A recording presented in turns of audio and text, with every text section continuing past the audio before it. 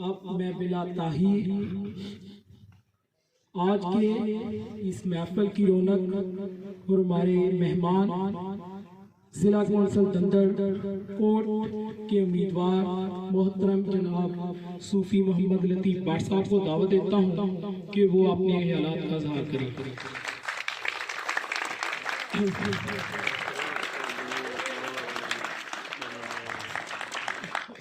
नहमदु व नसल्ली अला रसूलिहिल करीम अम्मा बाद फ़अऊज़ु बिल्लाहि मिनश शैतानिर रजीम बिस्मिल्लाहिर रहमानिर रहीम।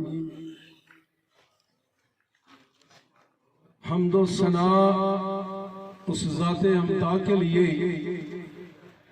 जिसकी हुकूमत को कभी ज़वाल नहीं। दुरूद व सलाम उस ज़ाते करीम पर जिनकी आमद ने ज़माने को मोहब्बत और अमन से आशना किया। सलाम हो सहाबा कबार रज़वानुल्लाह अजमाइन पर और सलामती हो तमाम उम्मत मुसलमान पर।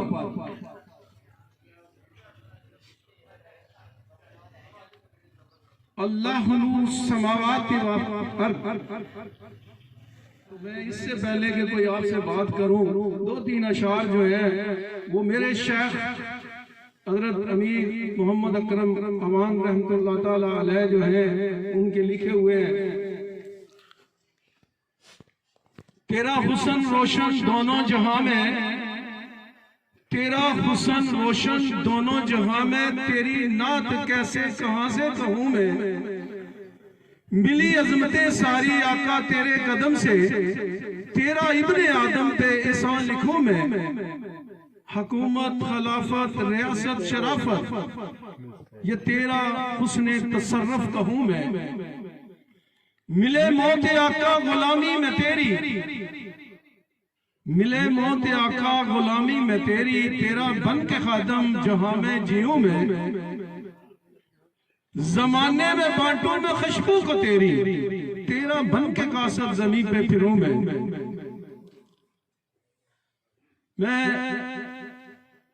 स्टेज पर तशरीफ फरमा काबरीन और पंडाल में बैठे तमाम मुअज़्ज़िज़ीन को अस्सलाम वालेकुम। मैंने एक आया मुबारका के जो तलावत की है उसके हवाले से कि रोशनी हक व सदाकत, रोशनी क्या होती है कि जिससे चीजों की हकीकत जो है वो वाज़िह हो जाती है, जो हकायक है वो नजर आते हैं। वैसे सांप बड़ा खूबसूरत जानवर है, लेकिन उसके पीछे एक मौत का पैगाम है। हम सारी जिंदगी ऐसी लजीज गज़ाएं खाते हैं, खूबसूरत भी होती हैं, वो मौत के करीब ले जाती हैं। ऐसी तलख और कड़वी दुआएं चीजें हैं, जो खुराक है जो हम खाते हैं, उससे सेहत नसीब होती है। ये रोशनी, ये शऊर इंसान को इस कायनात दर्जो समा में अगर रोशनी है तो उसकी जात से है, अल्लाह की जात से है। बात सिर्फ इतनी है कि अगर वो शऊर नसीब हो जाए, वो रोशनी नसीब हो जाए, तो फिर जो चीजों के असरात होते हैं, जो अमाल के नताइज होते हैं, जो किरदार है हमारा, उसका जो अंजाम होता है, वो हर चीज सामने हो जाती है। फिर बंदा बात करे तो सिर्फ इस दारे दुनिया की बात नहीं होती, वो कब्र की, वो हश्र तक जो है वो अपना अंजाम देखेगा, मेरे हर अमल के साथ, मेरी हर बात के साथ। तो हमें ये देखना होगा, मेरी बातें शायद बज़ाहिर चूंकि अक्सर ये कहा जाता है मौलवी हजरात की आवाज से, सूफी के हवाले से कि शायद यार ये दारे दुनिया के लिए तो ये है ही नहीं, ये मस्जिद की हद तक है। तो मैं ये बताना चाहता हूँ कि हम जो दरख्त भी लगाते हैं और जो दरख्तों के बारे में हम जानते हैं कि ये दरख्त जो है इस पर मीठा फल होगा, इसका फल कड़वा होगा, और ये फल जो है इससे सेहत होती है, और ये फल खाने से जो है ये मौत के करीब भी चला जाता है। हमें इन बातों का भी ख्याल रखना होगा। लेकिन ये सब कुछ कैसे नसीब होगा? बात असल करने का मकसद ये है कि आपकी ये नजर की वसअत कैसे होगी, आपको ये रोशनी कैसे नसीब होगी। इसके लिए सबसे पहले अल्लाह और उसके हबीब सल्लल्लाहु अलैहि वसल्लम की जात के साथ जो तल्लुक है, मेरी और आपकी वफाएं अपने हबीब सल्लल्लाहु अलैहि वसल्लम की जात के साथ होनी चाहिए। अगर हमने आज भी वो गुलामी इख्तियार कर ली, नबी सल्लल्लाहु अलैहि वसल्लम की जाते मुकद्दस के गुलाम बन जाए, तो अल्हम्दुलिल्लाह हमारे जो मसाइल हैं, जिन्हें हम ये समझते हैं कि ये हमारे मसाइल इसलिए बने हुए हैं, खुदा की कसम उठाकर कहता हूँ कि जब तक हम अपने नबी के गुलाम नहीं बनेंगे उस वक्त तक ये हमारे मसाइल बनते ही रहेंगे। तो इसके लिए असल हकीकत जो है ये तभी खुलती है जब किसी अल्लाह वाले के साथ हमें ये जो आज इस जगह पे मैं खड़ा हूँ, जो मैं तो किसी मदरसे का पढ़ा लिखा नहीं हूँ, मैं किसी कॉलेज में भी नहीं गया, लेकिन एक अल्लाह के बंदे के कदमों में जगह तो जरूर मिली हमें वहां बैठने की। सिर्फ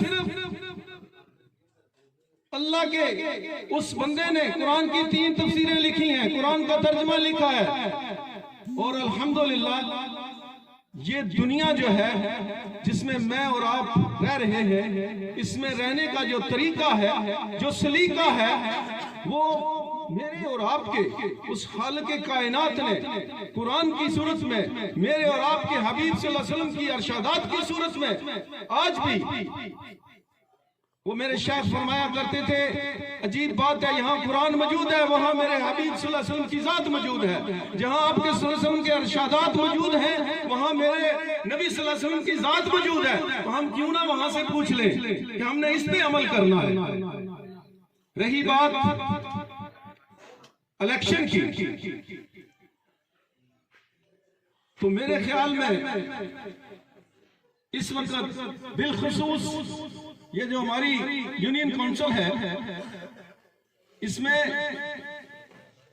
चूंकि इलेक्शन पहले तो बात होती थी कि इलेक्शन लड़े जाते हैं, लेकिन अब चूंकि बात होती है कि फलां ने इतनी विकेटें गिरा दी, फलां ने इतने रन्स बना लिए, चूंकि खेल के हिसाब से बात चलती है, तो यहाँ भी मेरे ख्याल में हर बच्चे से लेकर बूढ़े तक, हर बंदे तक ये बात कि ये मैच जो हमारी दोनों यूनियन काउंसिल बनी है, इनमें तो मैच फिक्स हो चुका था, जो सामने जाहिर हो गया कि मैच फिक्स था, कि दोनों साइडों से बात थी कि हम आपको आउट नहीं करेंगे, आप हमें आउट ना करें। तो सामीने मोहतरम ये बात तो सबके सामने आ गई। और यहाँ तक मैं इससे पहले भी जहां भी मेरे अल्लाह ने ये तौफीक दी है बात करने की, तो मैंने एक ही बात की, ये जो आपकी आज की तस्वीर है, ये अल्हम्दुलिल्लाह सुम्मा अल्हम्दुलिल्लाह जो मैंने रोशनी की बात की है ना, ये दरख्वास्त देने से पहले मेरे वो बुजुर्ग हैं, हमने उनका आज भी एहतराम है, मैंने उन्हें ये पहले ये तस्वीर बताई थी। अगर वो बात सुन रहे हो तो आज भी ये क्या बात थी, मैंने खुद उन्हें कहा था, बात सिर्फ इतनी है कि हमें थोड़ा सा तारीख के अंदर जब हम जाएं कि हजरत हुसैन रजी अल्लाह ताला यजीद के साथ जब सामने करबला का मैदान सजा, उसमें वजह क्या थी? उसमें क्या वजह थी कि अगर कस्तुनतुनिया के जहाद में हजरत हुसैन रजी अल्लाह ताला अन्हो यजीद के मुतहद जहाद कर सकते हैं, वहां क्या मामला था? बात ये नहीं थी, यजीद के दौर में वो नमाजें भी पढ़ता था, वो सारे इस्लाम के मुताबिक कवानीन चल रहे थे। तो क्या वजह थी? तो मेरे भाई वजह ये थी कि यजीद ने हुकूमत को, सल्तनत को, फौज को, माल को अपना माल समझना शुरू कर दिया। आज भी मेरे और आप हम जो इख्तियारात किसी को देते हैं तो वो उसके असल जो नुमाइंदा होता है उसका काम तो है ऊपर से जो चीज मिलती है वो नीचे तक जाए, वो उसका हक नहीं होता। वो तो बीच में एक जैसे वो कहते हैं ना हम ये रास्ता, इस रास्ते से ये चीज जाएगी, वो तो सिर्फ इतनी है। हमने जो है इंशाअल्लाह अजीज, मैं लंबी बात करने का नहीं चाहता कि आप सर्दी के इस मौसम में इतनी देर से बैठे हुए हैं, तो अल्लाह ताला की जात मुझे, आपको, हम सबको ये वोट की जो पर्ची है, जो मेरे भाई छोटे वसीम साहब बात कर रहे थे, ये इमानत होती है। और ये जो हम इंतखाब करते हैं इसमें कोई शक नहीं। मैंने इससे पहले भी एक दो जगह पे बात की कि हमारा अजीब सा मिजाज है कि हम वो बंदा जिसने सारी जिंदगी पहले थाना नहीं देखा और शायद अंधा भी ना देखे, लेकिन पर्ची का इस्तेमाल इसलिए कर देता है कि मुझे थाने से वहां छिड़ाएगा कौन। कल मैंने अगर कोई जुर्म कर दिया तो वहां से मुझे छिड़ा लाएगा। हमारी पर्ची का शायद इस साथ जो हम इस्तेमाल करते हैं। तो अल्लाह की जात मुझे और आपको, क्योंकि बात सिर्फ इतनी है, मैं इस स्टेज पे खड़ा होकर ये बात कर रहा हूँ कि जिंदगी के 37 साल में इस बाजार में रहते हुए, जो धंधड़ कोट का बाजार है, हम कारोबार भी कर रहे हैं, लेन देन भी है, सियासत में हिस्सा भी लिया, हाँ जी। लेकिन जो एक बात मैं वाज़िया करना चाहता हूँ कि सुम्मा अल्हम्दुलिल्लाह ट्रांसपोर्टरी भी की। लोग कहते हैं कि यार पुलिस वाले रिश्वत लेते हैं। मैं ये कहता हूँ कि आज तक मुझसे किसी पुलिस वाले रिश्वत नहीं ले। हमने ये बिजली का महकमा है, हमारे सारे जो है वो किसी ने रिश्वत नहीं मांगी।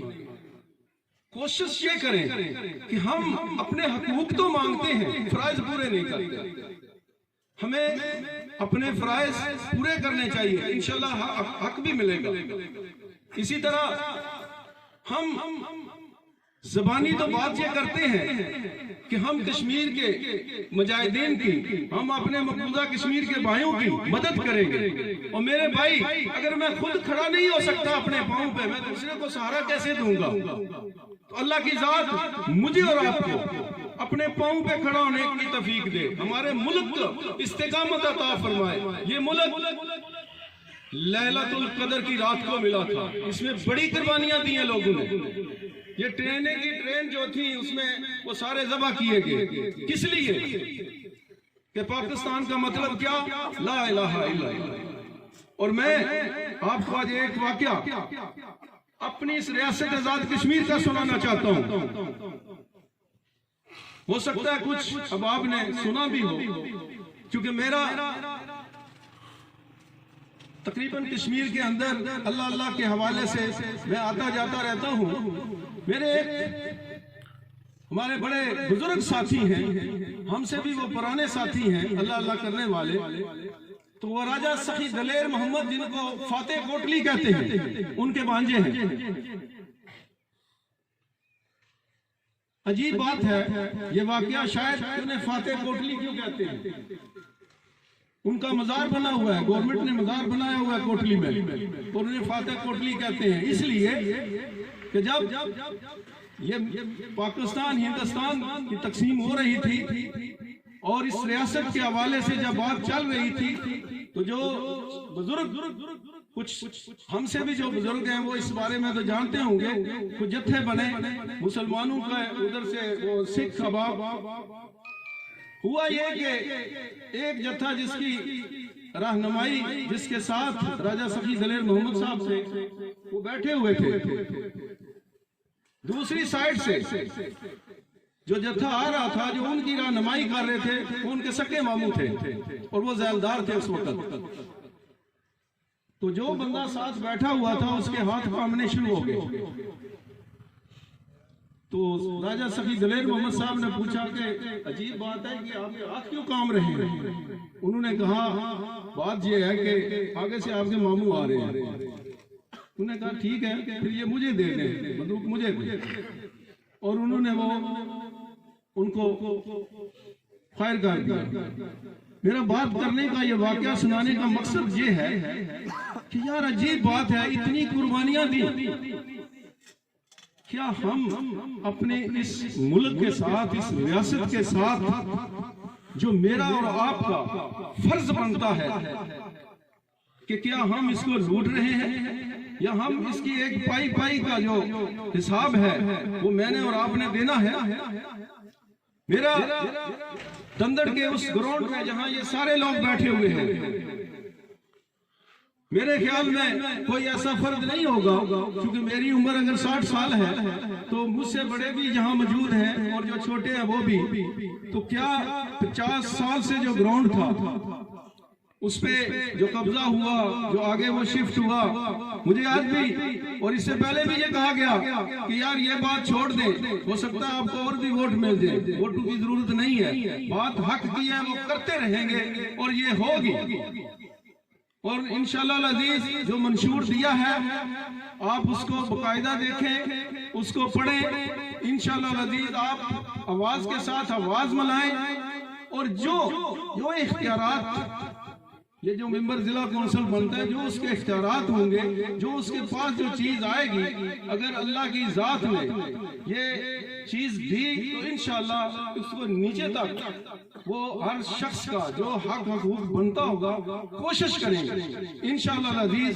लेकिन अवलियत जो मैंने बात की है पहले, मुझे और आपको अपने हबीब सल्लल्लाहु अलैहि वसल्लम का गुलाम बन के रहना चाहिए इंशाअल्लाह अजीज। जब हम अपने हबीब सल्लल्लाहु अलैहि वसल्लम के साथ ये अहद कर लें कि हमें गुलामी रसूल में रहना है, आप सल्लल्लाहु अलैहि वसल्लम के नक्शे कफ़े पा पे चलना है, तो मेरे ख्याल में कोई ऐसी बात नहीं। अल्हम्दुलिल्लाह अल्लाह की जात ऐसे सबब पैदा करेगी इंशाअल्लाह अजीज। मेरे और आपके लिए ये जिंदगी दोनों जहां में जो है ये हम सरखरू होंगे। अल्लाह ताला मुझे भी और आपको भी इस बात की जो है ना वो तौफीक दे कि हम हक पे कायम रहें। बाकी ये दारे दुनिया है, एक दिन हर एक ने चले जाना है। मौत का खौफ ये जो है ना ये नहीं होना चाहिए। बंदा मोमिन जो है इसको मौत की आंखों में आंखें डाल कर रहना चाहिए। अल्लाह ताला मुझे और आपको ये तौफीक अता फरमाए कि हम जिंदा रहें तो शान के साथ, मोए तो शान के साथ, और सिर्फ अल्लाह और उसके हबीब सल्लल्लाहु अलैहि वसल्लम के जात के साथ जो तल्लक है वो और मखलूक के खुदा के साथ। उखरजत लिन्नास यनफउन्नास, तुम्हें पैदा इसलिए किया तुम दूसरे को फायदा क्या देना है। और मेरे और आपके हर एक में अंदर ये जज्बा होना चाहिए कि हम दूसरे के लिए फायदा क्या सोच सकते हैं। अल्लाह ताला मुझे और आपको राह हिदायत पर चलाए। अल्लाह ताला सुबह आमीन।